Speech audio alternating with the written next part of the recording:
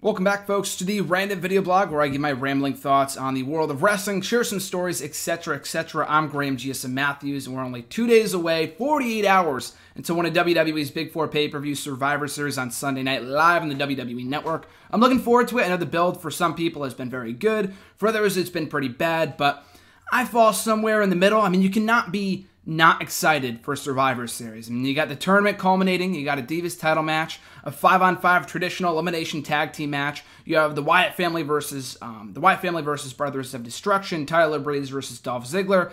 Should be a good show. I'm looking forward to it. So that being said, today I thought it would be only fitting if I counted down my top 5 favorite Survivor Series matches of all time. I know from time to time, usually when I do these kind of videos, I only do it from the time that I've been a fan, from 2008 onwards. However, in this entire month of November and a little bit last month too, I've been watching a lot of Survivor Series shows, specifically every installment ever, from 87 to current day. I'm currently on 2008, but I've already seen 2008 and every other installment past 2008. So I will be counting down today my favorite Survivor Series matches. Another note, two notes actually. First of all, originally this video is going to be my top 5 favorite Undertaker matches because he is celebrating 25 years to the day on Sunday in WWE, so that's pretty cool. I'll probably make that an article because I felt that list was a little bit more predictable, my favorite Undertaker matches, and a lot of them are from since I've been a fan. So I'll probably make that an article for Hidden Remote or Next Year Wrestling or whatever, so be on the lookout for that. And my second note is this, in that these are not just elimination tag team matches. I was thinking about that at one point, maybe making this only elimination tag team matches, but I decided against it because for one thing, I couldn't come up with 5 favorite elimination tag team matches. We've had a lot of good ones, but I don't know if I could really call them my favorite, if that makes sense. So I wanted to count down. There will be a few matches on this list that are not tag team matches and are just matches from Survivor Series history. So with all that being said, let's kick off the countdown here with number 5, my top 5 favorite Survivor Series matches of all time from the 2003 installment, Team Stone Cold versus Team Bischoff. Now, this was for control of Monday Night Raw for the entirety of 2003. Bischoff and Stone Cold have been feuding over Monday Night Raw. It was 50-50 ownership, and Austin couldn't be provoked. Unless he was physically provoked, he could not stun anyone. So we would get to this match, and the winner take all, pretty much, with Team Austin. And for a lot of these matches, because some of these are tag team matches, so I might blank on some of the participants, but I believe Team Bischoff was Orton, Jericho, Christian, Mark Henry, and Scott Steiner. And then Team Austin, or Team Stone Cold, was, did I say Shawn Michaels? I meant Randy Orton. I don't think I said Shawn Michaels, but Team Austin was Shawn Michaels, the Dudley Boys, Booker T, and Rob Van Dam. And it was an excellent match. And this was the beginning of Randy Orton for 3 consecutive years becoming the sole survivor at Survivor Series. An exceptional performance here. A lot of good feuds going on. The Dudley Boys had a good showing. Bubba Ray lasted all the way until the end. Second to last until it was only Michaels. It came down to Michaels, Jericho, Christian, and Randy Orton. And in the end, Michaels would get rid of Christian. He would get rid of Jericho. Jericho would come back in to kind of set the stage for, it already happened actually, but to kind of, to attack Shawn Michaels and kind of, soften him up for Randy Orton. And he would put forth a great performance. At one point, he had the match won, but Batista, who was an evolution of that period in time, came down, attacked Shawn Michaels, allowed Randy Orton to pick up the win. And JR's calling of this, I thought, was great. And I talked a lot about this past week on #AskGSM, cheap plug.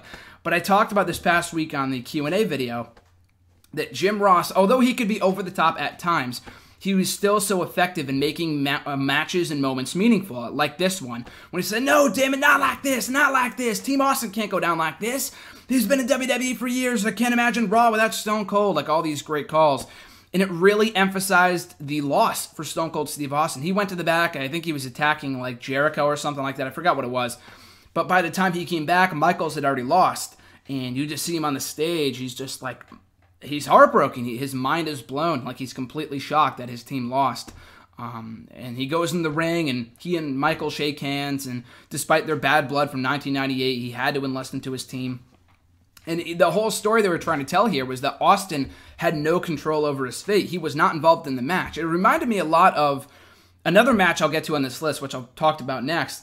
But a lot of friction between all the members because, Michaels had history with Michaels had history with Michaels. Michaels had history with Stone Cold Steve Austin from 5 years prior. The Dudley Boys, Booker T, Rob Van Dam all had feuds going on at that period in time with Jericho, Christian Henry, and Scott Steiner. So a lot of different factors going into one matchup, and it made for such a great environment and a very, very good show. I know my buddy at RJ_Marceau loves this match, loves this show, and it's not really hard to see why. I thought it was a great Survivor Series match and easily one of my favorites from the archives when I've been watching back this past month in Survivor Series history.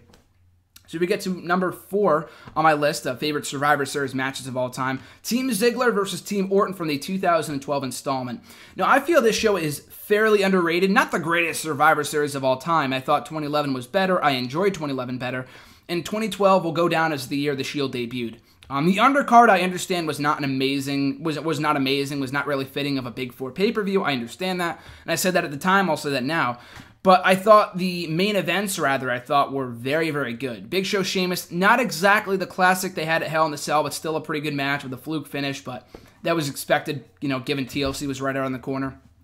You had the main event, of course, the debut of The Shield in the main event, but Punk, Ryback, and John Cena, so he had a really good match in the main event. And then you had your standard elimination tag team match on the show, 2012 Survivor Series. Now, the funny thing about this match is that the build to the show was awful. I thought it was terrible because we had, at one point, it was Punk involved in this match with Ryback, and Ryback was going to be a team captain, Punk was going to be a team captain, and Mick Foley was going to be involved, or it was going to be Team Foley versus Team Punk because they had history from September when Punk attacked Mick Foley backstage. And it might have been John Cena and AJ versus Vicky and Dolph, but they changed up it was a lot of bullshit stuff going on. They really just kind of changed the card at the last minute for whatever reason, and the build was not good as a result, so I thought the pay-per-view delivered in spite of that. That being said, so the Survivor Series tag team match I wasn't as excited for it going in because, like I said, originally it was supposed to be Team Punk versus Team Ryback, so they took Punk out, they took Ryback out, and put him in the main event for the title. And in their place, so Team Ziggler was the main event. He was the captain there, and his team consisted of himself, David Otunga, who I know that sounds awful, but he replaced Cody Rhodes, who got injured on the Raw before this show, or the main event, I think it was main event taping. So they had to replace him with David Otunga of all people. So I have no idea why they put him in that match. Anyway, David Otunga, Damian Sandow. Who else was in that match? Alberto Del Rio and Wade Barrett, who had just come back as well. And then on Team Orton was Randy Orton. It was technically Team Foley because Mick Foley was in the corner of Randy Orton. He had some history with Dolph Ziggler from earlier on in the year, which they did not touch upon at all. But still, Mick Foley was the team captain, so to speak, although he was not physically involved in the match, or at least, he was not a combatant in the match. It was Randy Orton, Team Hell No, Daniel Bryan and Kane, Kofi Kingston, and The Miz. Miz had just turned babyface in the Raw before this. He was their final and 5th member, which I thought was great. And much like the previous matchup, there was a lot of tension between everyone involved. Team Hell No, obviously, very well known for having tension between one another throughout their entire reign as tag team champions. I'm the tag team champion. Oh, I'm the tag team champion. Great stuff. And then you have Miz and Kingston, who had just faced each other for the Intercontinental Championship at the Hell in a Cell pay-per-view, two very storied and established rivals. And then you had Randy Orton, who just didn't trust anyone to begin with. And I love the backstage segment that you get with these guys before the match. It was Foley trying to kind of bring everyone together, and they couldn't really come to terms in anything, and everyone leaves except for Foley and Orton looks to Mick Foley and says, "I hate you." It was so great. Just the expression on his face and just the way that he said it, and given their history too, a Backlash 04, these guys had a brutal, hardcore brawl for the Intercontinental Championship, but yeah, that was great. And on Team Ziggler's side, none of the guys really had too much chemistry. You had Damian Sandow in there, David Otunga, all these, mishandled men, all these misfits and whatever, mishandled competitors. But it made for a really, really good match. I mean, Damian Sandow I could have done without him getting eliminated so quickly, but Otunga was gone quickly. Team Hell No, I think they were gone pretty quickly as well. Miz had a pretty good showing. He was the second to last guy in the match. Barrett got a win over Kingston, which kind of set the stage for their feud. Del Rio and Miz, which we had not seen too much of up to that point. We kind of got to see a little bit of that. And when it came down to Ziggler and Orton, I mean, even before this match, the whole story they were telling was that Team Orton was not on the same page, which in Wrestling 101, Booking a 101, means more often than not, that team will coexist and they'll get on the same page and they'll finally win the match and they'll, somehow, some way win the match. That was not the case here. So going into the match, I thought that was what we were going to see. I was fully prepared for a Randy Orton win here. However, instead, Dolph Ziggler had a great showing. It came down to him and Orton. And Orton, by the way, was the perfect opponent for Ziggler to beat here, considering, like I said before, one of the best Survivor Series elimination tag team competitors of all time in the event's history. And I thought it was amazing, considering the fact that Orton was the sole survivor in 03, 04, 05, as well as in 2008. And then you get to this pay-per-view where he's kind of passing the torch to Ziggler, who, by the way, has had a pretty great record, a pretty great streak at Survivor Series. His team won in 09. I don't think... he won in 2010. He defended the IC title. In 2011, his team won. He defended the U.S. title that show, too, pulled double duty. And in 2012, he won on this show. I think he hit the zigzag and Orton kicked out or whatever it was.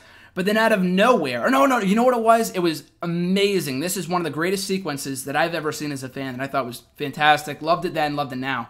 I love it now. So Orton, he hits an RKO, but he waits too long, or maybe he doesn't go for the pinfall at all. So he goes for the punt kick, and I'm freaking the fuck out because Orton, up to this point, had not hit a punt kick or even gone for it, mind you, in over a year and a half because it had been banned by WWE. They told him he couldn't do it and whatever. So he goes for the punt kick, and the story they're telling here, Mick Foley, you see him at ringside. I don't think he's saying no, but he's not really reacting too much. But the story they're trying to tell is that he could have just put him away with the RKO, but he wanted to add insult to injury, so he's going to hit the punt kick. And when he goes to the punt kick, he waited too long, and in waiting too long, Ziggler hits a super kick, gets the 1, 2, 3, and wins clean. It was amazing. Ziggler picks up a huge win, and they did capitalize off of it for a little while. He beat Cena in the main event of TLC, if you remember that, the following month, so it didn't completely go to waste. A great way of having him get his win back over Orton after having Orton beat him at Night of Champions. Ziggler got a big win. Orton didn't need the win. And it was also, to me, kind of where they first started planting the seeds for an Orton heel turn. So Orton's in the corner after the match, and Ziggler's celebrating the top of the stage. But then you see Orton in the corner, just kind of, like I said, with like the Stone Cold stare a couple years earlier when I was talking about the 03 installment match, the match from the 03 installment. You see Orton in the corner, just a blank stare, just kind of looking at the ground, and Foley's just standing there shaking his head. And to me, I really thought that was kind of the first planting of the seeds for an Orton heel turn. Like, he could have won the match, but the voices inside his head told him to go for the punt kick, and it ultimately cost him in the end. So when kind of being the good guy and being the goody two-shoes good guy, the baby face, that's what cost him in the end, and he had to go to a different place in his head in order to go that extra mile and win the match, and it cost him in the end. So I thought, and I think I read afterwards that the way that it was designed, or the way that it was done, was to plant the seeds for an Orton heel turn, and he wouldn't turn heel until like another 9 months later at SummerSlam, but to me, that was where really the tide started to turn, and I'm thinking, like, it's coming. It's on its way. It might not be for a little while, but the Orton heel turn is on its way. So overall, a really, really good match. I think it's very underrated. The build was not great, but even Foley's involvement, he got like a Mr. Socko win at ringside over Ricardo Rodriguez, which was funny, but the match was not amazing. I mean, the build was not amazing, but I thought the match was very, very good and fairly underrated, and probably, to me, in my opinion, one of the best elimination tag team matches in the last 10 years, or at least in the last couple of years in recent memory. I think a lot of people underestimate that matchup.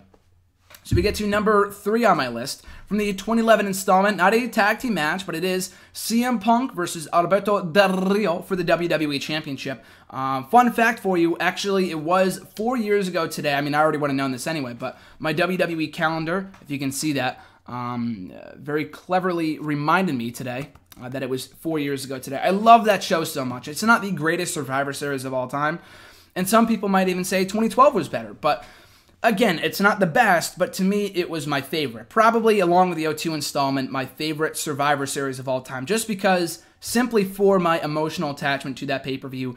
The build was great. Rock and Cena in the main event could have been better, but the build was exciting, and I was really excited to see how that would play out, and the tension between Rock and Cena. The Elimination Tag Team match was very, very good. Barrett and Cody Rhodes were the sole survivors. The World Championship match between Mark Henry and Big Show was okay, not great, but I thought probably the best match of their whole series.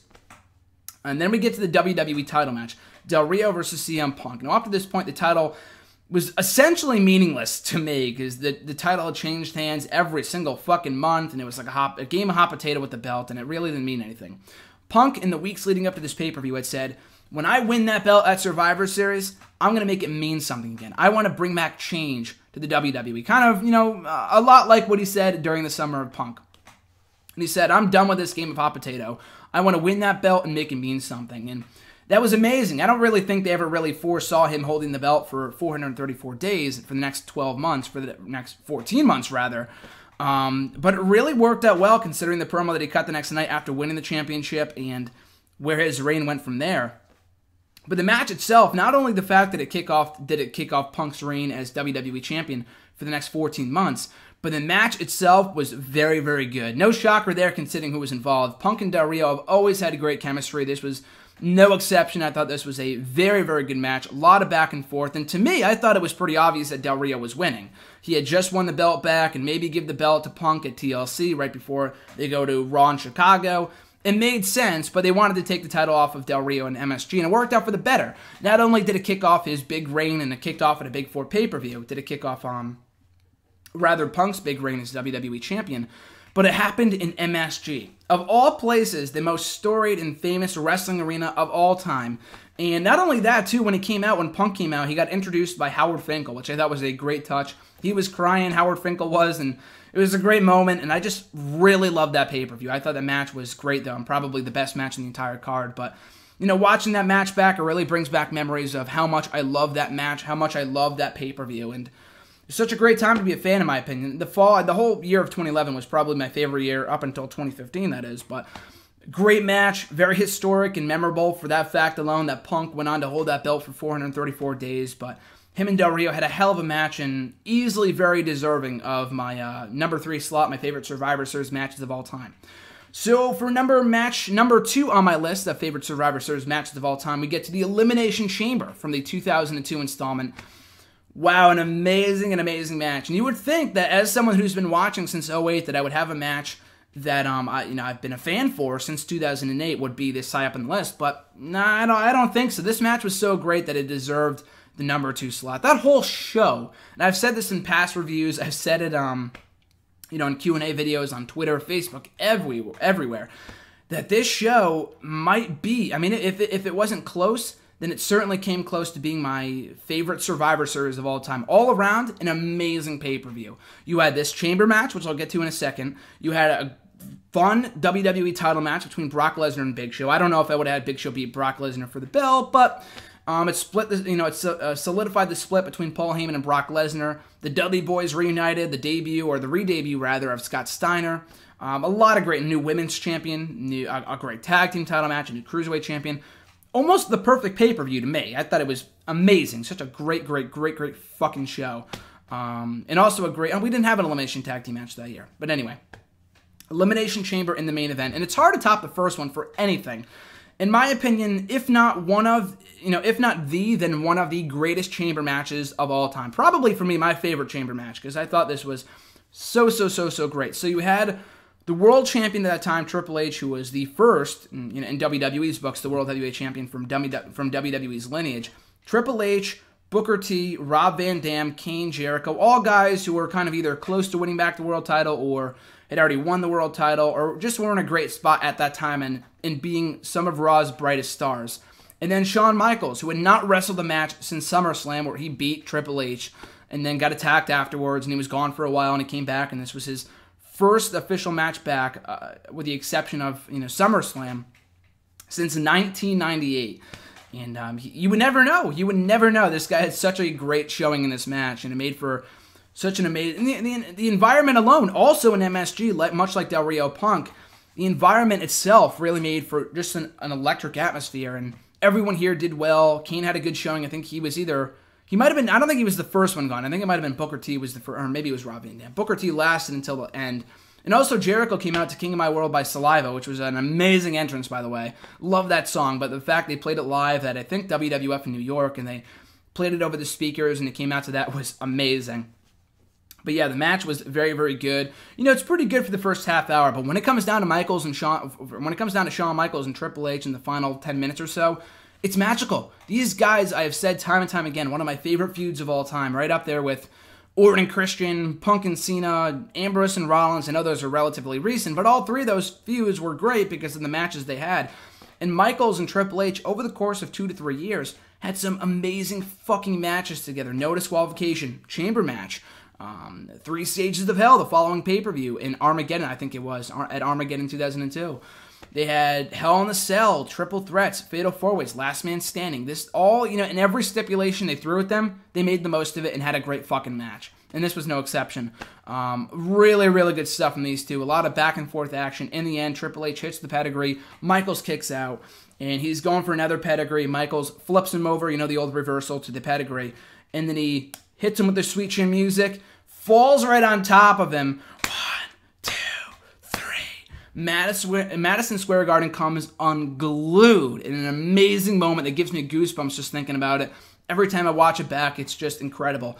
Shawn Michaels' first world title since 1998 when he dropped the belt to Stone Cold Steve Austin. And coincidentally enough, his final match before he retired for 4 years. But just, wow. The place came unglued for Shawn Michaels, and they loved it, and it was a great moment. I mean, granted, he would drop the belt the following month at Armageddon, but it was fun while it lasted. And oddly enough, the only world title reign that he had in the entire 8 years he was with the company. His second match back, he won the world title. And over the next 8 years before he would retire, officially in 2010, would not hold another world championship. And it's amazing. One of WWE's greatest, if not their greatest wrestler of all time, he only had one world title run in his second run in the 8 years that he was there. And he only held one world championship. Amazing. That's how great Shawn Michaels is. But that moment alone was fantastic. A great match, great moment, great atmosphere. Everything about it was almost perfect. But that being said, I cannot count out my favorite Survivor Series match of all time. Now, this was a match that I have been a fan for. Some might find it controversial that I put this match over the previous one, over the chamber match. But like I said, it's my list. I didn't say best Survivor Series matches of all time. I'm saying my favorite Survivor Series matches of all time. So, my favorite Survivor Series match of all time comes from when I was a fan only a year ago. I mean, this isn't from, I started watching in 2013. I've been watching since 2008, which isn't also too long. But anyway, it comes from last year. Team Cena versus Team Authority in winner take all, pretty much. If Team Cena won, the Authority would be out of power. If Team Authority won, then everyone on John Cena's team, with the exception of John Cena, I think it was, would be fired. I don't think Cena was going to get cut. I think it was just everyone but him. But anyway, the build was phenomenal. Everyone on each team had a reason for being there, and I mean, it's only a year ago, so I'm sure everyone watching this or listening to this knows what I'm talking about in terms of the build being so great. And this was at a time when the product was not red hot, mind you. I mean, the whole fall of last year, the fall of this year isn't great either, but it's never really all that great traditionally. But the fall of last year was not too great, and we would get to this pay-per-view, and a lot of things, they just hit on all cylinders. You had this match, new tag team champions with Miz and Mizdow, a new Divas champion with Nikki Bella kicking off her reign as Divas champion over the next 10 months, which the pay-per-view on the whole was not phenomenal, but I thought it was a pretty good show. But anyway, though, I thought it was the match was almost booked perfectly. You had on Team Cena, Ryback, who was kind of the biggest, focal point of this entire feud, this entire match, going in the weeks leading up to this, and whether he would join Team Authority or Team Cena, and in the end, on the Raw before this pay-per-view, he would ultimately join Team Cena. So it was him, Big Show, Dolph Ziggler, John Cena, and Eric Rowan, who also made a return to join Team Cena for no apparent reason. But on Team Authority, you had Seth Rollins, who was leading the team, Luke Harper, Mark Henry, who else would we have? Kane, and who was the final guy? Harper, I know, joined last. Seth Rollins, Kane, who was it? Oh my god, it's going to bother the shit out of me. Luke Harper, Henry, maybe that's it. Mark Henry, Luke Harper, Seth Rollins, Kane, and I feel like it was another giant that it's not coming to mind right now for whatever reason. Luke Harper, Mark Henry, Harper Henry, Seth Rollins, Kane. I might have to look it up right now because it's really starting to bother me, and I can't believe I forgot. It was only a year ago, too. Oh my god. But yeah, the match was great. It was booked almost perfectly. Rusev, that's who it is. I don't even have to look it up. Rusev. How can I forget fucking Rusev? The guy was eliminated in great fashion. He got out via countout, so he wasn't pinned. Harper was in there till the end. He was the Intercontinental Champion after just winning the belt on the Raw before this pay-per-view.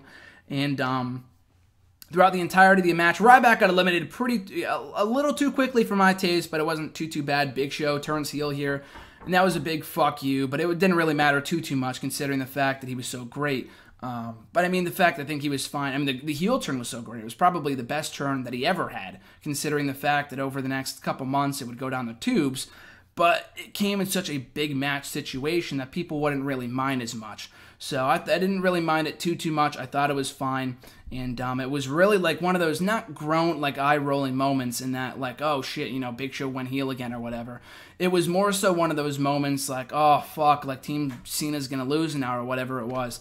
So after he turned, he walks out. Cena gets eliminated via countout, or no, he gets pinned by Rollins, I think it was, leaving Ziggler to fend for himself. And the typical 3-on-1 fashion, and more often than not, to be completely honest here, when it was 3-on-1, the one remaining person would not get the win. Shawn Michaels, when that happened to him in 2003 and in 2005, he lost both times to Randy Orton. And on this show, he would get beaten by, he would not get beaten, but Ziggler would face Kane, Luke Harper, and Seth Rollins. He got rid of Kane, he rolled up Luke Harper, and it came down to him and Rollins. And the atmosphere, again, it wasn't MSG, but the Missouri crowd was phenomenal on this show. They were absolutely perfect. So a great back and forth, and in the end, Ziggler's about to win, but the referee gets knocked out.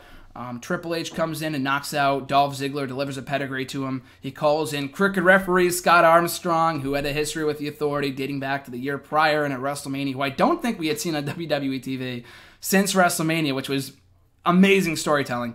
But anyway, so that happens, and, of course, need me to tell you this. You don't need me to tell you this. Needless to say, Ziggler, he's down and out. Seth Rollins gets the pin. Scott Armstrong getting the count. 1, 2, and the lights go out. This weird music hits, and me, along with a lot of other people, were really thinking, considering this was St. Louis, that Orton would make his return. He had not been seen since early November. That he would be gone.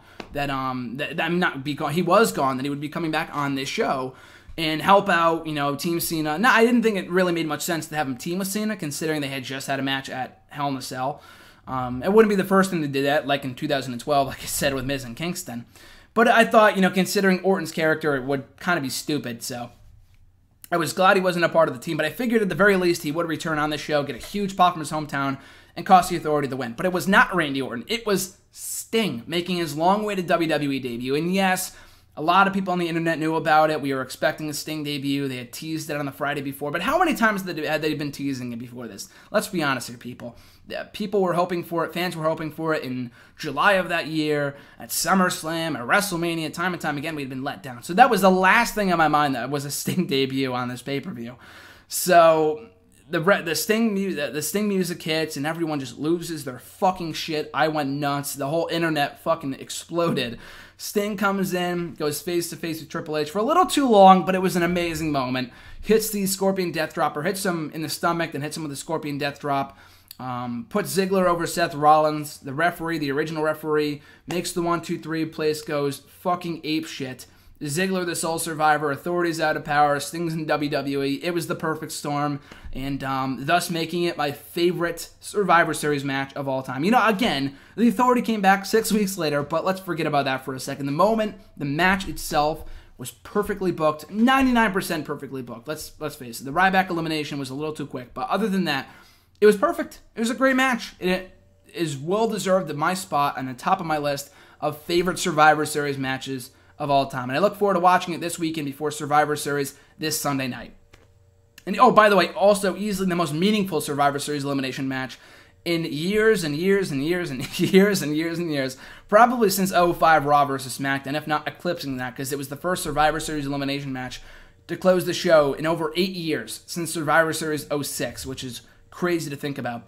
And now this year, we don't even have one on the card. We have one on the card, but the participants haven't even been announced yet. So it goes from main eventing the show to hardly even being on the show, which is stupid. But anyway, I want to hear from you guys. Did you like my list? Did you hate my list? But again, it's all favorite. It's all subjective. So my list is my list. Your list is your list. And I want to hear your list of your favorite Survivor Series matches of all time right here in the comments section, on YouTube, on Twitter at WrestleRant, on Facebook at facebook.com/graham.gsm.matthews, All the links are down below in the description box. Be sure to hit me up on social media. I apologize for the almost 30-minute video here today. If you're watching all of this, God bless you. I love you. You guys are great. I do go off. I know I do tend to go off on a rant or on a tangent more often than not, but I'm so passionate about Survivor Series that I wanted to take the time to go down my list of favorite matches in the event's history. So I look forward to Sunday night. Hopefully you guys are as well. Enjoy the event. I'm Graham Giason Matthews, and I'll catch you guys down the road.